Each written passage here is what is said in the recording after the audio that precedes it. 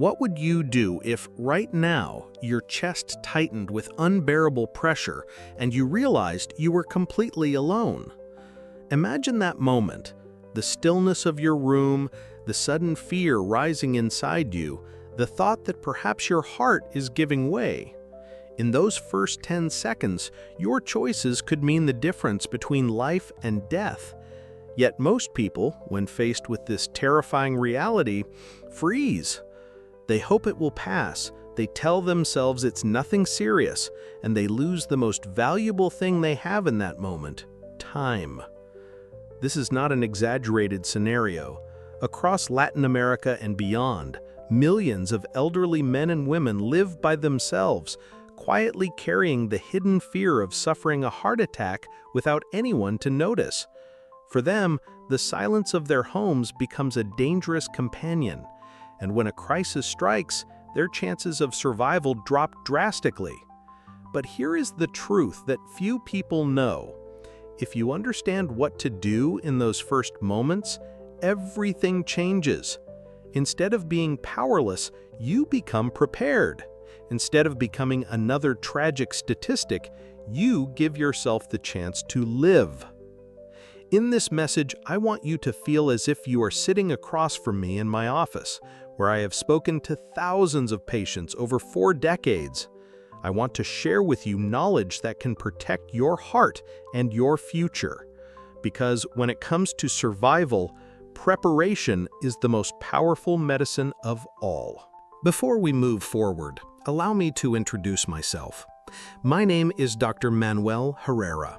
I am 83 years old, and for more than 40 years, I have dedicated my life to cardiology.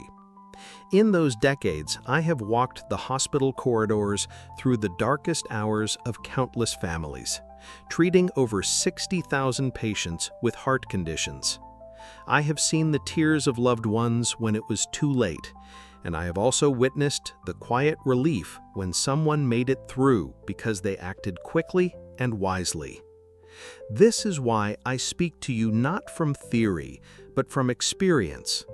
I have stood beside patients as monitors beeped urgently, and I have learned that survival often does not depend on advanced machines or expensive treatments. It depends on something much simpler: knowing what to do when every second counts. Knowledge has saved lives in my care, and ignorance has cost them. That contrast, more than anything else, is what motivates me to share these lessons with you today.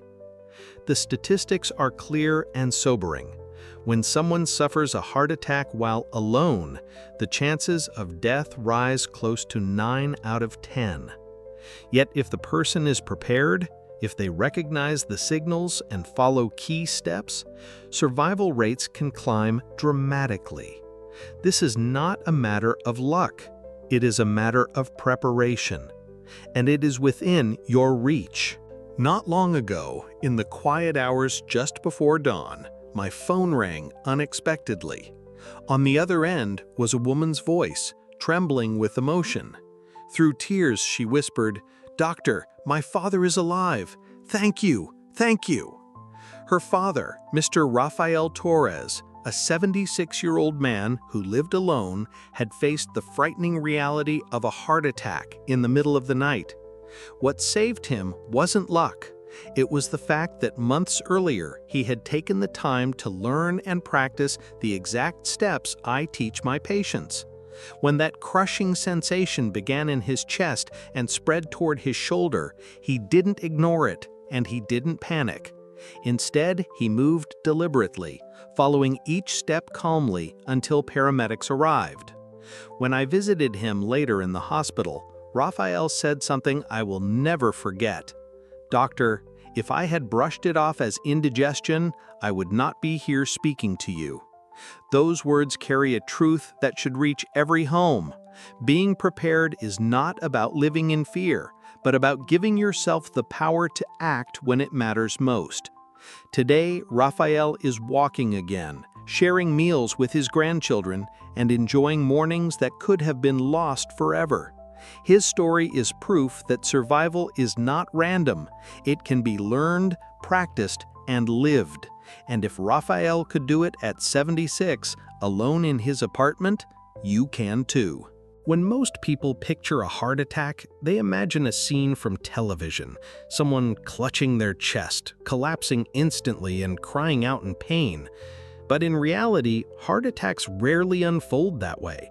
They're usually much quieter, far more deceptive, and therefore more dangerous. The truth is, many people don't realize what's happening until it is almost too late. Instead of a sharp stabbing pain, the first sensation might be a heavy pressure in the center of the chest, like a weight pressing down from the inside. At first, some dismiss it as heartburn or indigestion. Others think it's stress or fatigue. Yet, as the minutes pass, the discomfort grows. It can spread into the arm, the jaw, or even the back. For some, it shows up as nothing more than shortness of breath, dizziness, or a sudden wave of exhaustion. This subtle beginning is what makes heart attacks so deadly. People tell themselves to wait and see if it passes. They hope it's nothing serious, while inside, their heart is losing vital oxygen with every beat. By the time they accept it could be something more, precious time has slipped away. And the risk is even higher for those who live alone. Without someone nearby to notice the warning signs, the decision to act falls entirely on you. That is why awareness is so critical. If you can recognize the truth behind these early symptoms, you give yourself the power to respond before it is too late. One of the greatest dangers of a heart attack is not just the event itself, but how often it is misunderstood. Studies show that nearly 9 out of 10 people confuse the warning signs with something less serious. A man feels heaviness in his chest and thinks it's only something he ate.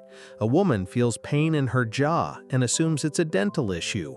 Someone else feels sudden fatigue and blames age or stress. And while they wait for the feeling to fade, their heart is quietly being damaged, minute by minute. For those who live alone, the risk is even greater. Without another set of eyes to notice a pale face, unsteady steps, or unusual sweating, the responsibility to act falls entirely on you. And in those moments, hesitation can be fatal. It isn't that people who live alone have weaker hearts, it's that too often they don't recognize the signs, or they choose to do nothing at all. But this does not have to be your story. Being alone does not mean being powerless. With knowledge and preparation, you can respond effectively even when no one else is around. That is the difference between waiting and acting, between uncertainty and survival. When you understand that misinterpretation is the real enemy, you can take charge of your own safety. And just as importantly, you can share this knowledge with others, so no one around you has to face that moment unprepared. Your body has a way of whispering before it shouts. Heart attacks rarely arrive without leaving clues, but those clues can be so subtle that they're easy to overlook. That's why I want to give you 5 signals that deserve your full attention. Signals that, if recognized early, can give you the precious time you need to act. The first signal is a feeling of weight or tightness in the chest. It doesn't stab or burn, it presses. Many patients describe it as if someone placed a heavy stone right at the center of their chest, and it lingers for more than a few minutes. The second is pain that radiates outward. It may begin in the chest, but then travel to the arm, neck, jaw, or even upper back. In women especially, jaw pain is a common early sign. The third is unexplained exhaustion. When you suddenly feel drained, even without physical effort, it can be your heart struggling to receive enough oxygen. The fourth is shortness of breath combined with cold sweat. If you find yourself gasping for air while sitting still and a chill sweat runs down your body, treat it as a serious warning. And the fifth is dizziness, nausea, or vomiting that seems to appear without reason. Many people mistake this for a stomach problem, when in reality, the heart is already in distress. You don't need all 5 signals at once. Even 2 or just 1 in the presence of risk factors should be enough to take action immediately. Knowing the signals is only half the battle. The true test comes in those first moments when you realize something is wrong and there's no one else around. Panic may rise, but calm, deliberate action can give you the strength to hold on until help arrives. That is why I want to walk you through 8 simple steps, practical, clear, and designed for anyone to follow, even in fear. The first step is to stop what you're doing and sit safely with back support. This prevents falls and keeps your body stable. Second, if you have it available, chew an aspirin, not swallow it whole. Chewing allows faster absorption, helping to thin the blood and reduce damage. Third, call emergency services immediately and give your location clearly. Say your name, exact address, and what you're experiencing before anything else, so responders know where to go even if you lose consciousness. Fourth, make sure rescuers can reach you. Unlock your door or leave a key in plain sight where they'll find it quickly. Fifth, position yourself at a gentle 45-degree incline with legs slightly raised. This helps circulation and eases pressure on your lungs and heart. Sixth, send a brief text to family members so someone knows what's happening, but avoid long calls that take your energy. Seventh, breathe slowly. Inhale for 4 seconds, exhale for 6. This calms the body and reduces strain. Finally, eighth, apply firm pressure on your wrist and cough strongly a few times. It's a small measure, but it can help your heart maintain rhythm until help arrives. It's important to remember that preparation does not begin in the middle of a crisis. The best time to act is long before the first symptom ever appears. When you take small, intentional steps today, you give yourself the gift of confidence tomorrow.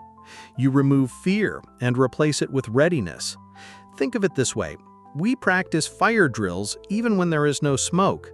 We learn how to fasten seatbelts before an accident happens. In the same way, you can rehearse the simple steps that may one day protect your heart. Write them down. Keep them visible on your refrigerator, beside your bed, even in your wallet. When you see them often, they become second nature. You don't need medical training or special equipment. What you need is memory, calmness, and the decision to take action. Practicing the sequence, sitting safely, calling for help, steadying your breathing, builds familiarity. And familiarity reduces panic. That is how Raphael and many others like him survived. They acted almost automatically, without hesitation. Being prepared is not about living in fear of what might happen. It's about giving yourself peace of mind that, should the unexpected arrive, you won't be caught helpless. Instead, you will know exactly how to respond. And that knowledge, quietly waiting within you, may one day become the reason you live to see another morning. While it's vital to know how to respond in an emergency, the greatest gift you can give your heart is to lower the chances of facing one at all. Prevention is often simpler than people imagine, and it begins with small choices made every single day. Over the years, I've noticed that those who remain strong and active well into their 80s and 90s share 3 common habits. I call them the golden habits. The first is daily movement. You don't need to run marathons or join a gym. A gentle 30-minute walk, done consistently, strengthens your heart and keeps your circulation flowing. It's not about speed or distance, but about showing up for yourself each day. The second is limiting salt. Salt hides in processed foods, breads, and canned items, slowly raising blood pressure and straining the heart. Choosing fresh fruits, vegetables, and homemade meals gives your body nourishment without the silent burden of excess sodium. Over time, your taste adjusts, and food begins to feel lighter, fresher, and kinder to your body. The third is leaving behind cigarettes and alcohol. No matter your age, your body can heal and grow stronger once these toxins are removed. I have seen men and women in their 70s breathe easier, sleep better, and regain energy within months of quitting. These habits are not complicated, but their impact is profound.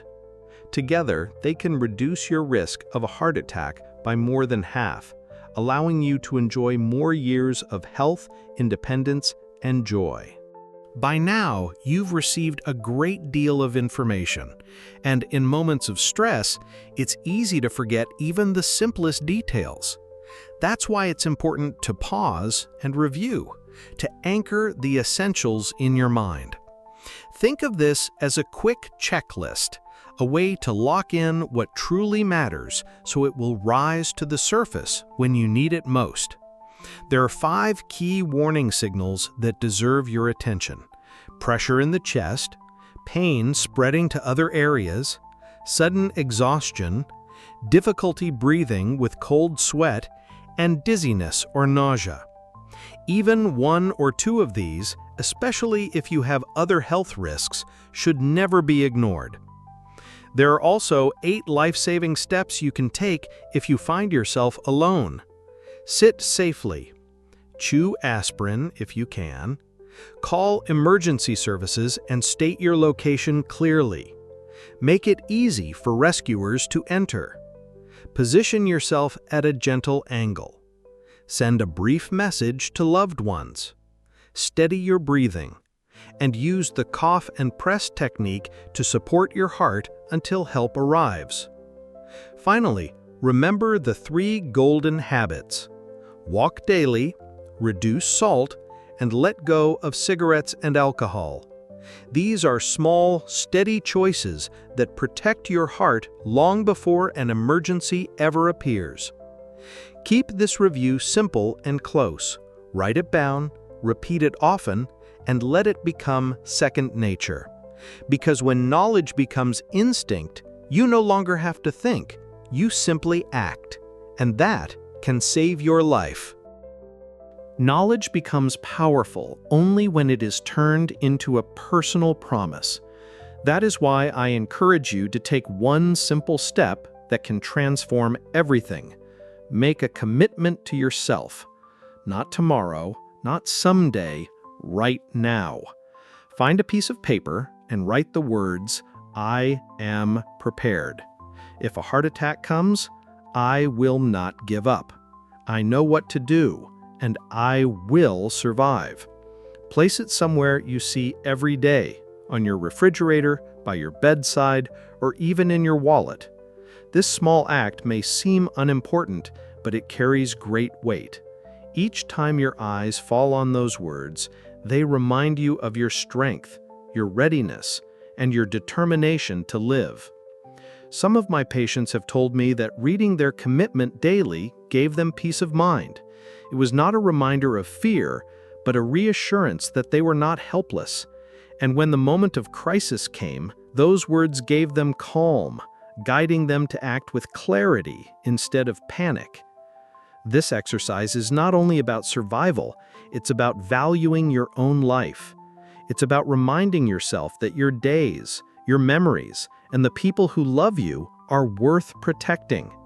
Make this promise, keep it visible, and let it strengthen your heart long before it is ever tested. Because in the end, survival begins with a decision, the decision to be ready and the belief that your life is worth fighting for. We've walked together through signals, steps, and habits that can protect your heart and your future. Now I want to leave you with one final message. You are not alone in this. The knowledge you carry today is not just for you, it is also for the people you love. By sharing it, you may become the reason someone else survives tomorrow. If what you've heard today has given you even a little peace or clarity, I invite you to stay connected. Subscribe, ring the notification bell, and join this community where we share life-saving wisdom, one lesson at a time. Each video is designed with the hope that it might reach someone at just the right moment. But I also ask for something more. Share this knowledge with your parents, siblings, neighbors, and friends. Post it, talk about it, send it to someone who may be at risk. You never know whose life might be spared because you took a moment to pass it on. And if you feel ready, leave a simple comment below. I am prepared. It may look like 3 small words, but it is much more than that. It is a promise to yourself, and it is a declaration to others that preparation is possible, that survival is possible. From my heart to yours, I wish you many more years of health, peace, and joy. Take care of yourself, and let us continue this journey together.